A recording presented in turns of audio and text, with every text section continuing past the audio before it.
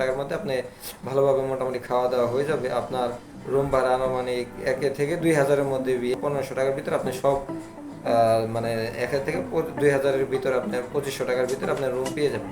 তো সেই ক্ষেত্রে মোটামুটি আপনারা সকলে বুঝতে পারছেন যে গাজীপুর আপনাদের জন্য কেন আসা জরুরি।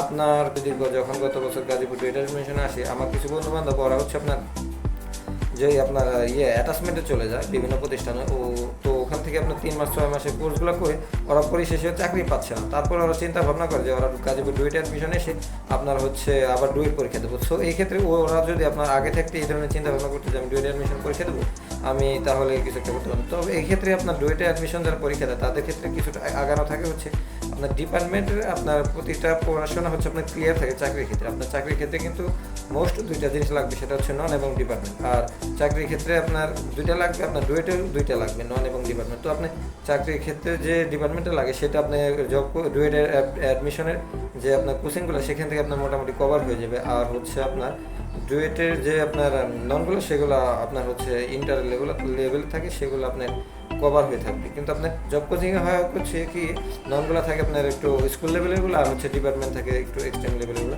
অ্যাডভান্স লেভেলগুলো। সো সেই ক্ষেত্রে 2টা ক্ষেত্রে আপনার লেভেল হয়ে থাকবে। সো সেই ক্ষেত্রে আপনার 2টা দিকে মোটামুটি কমপ্লিট করতে পারবেন।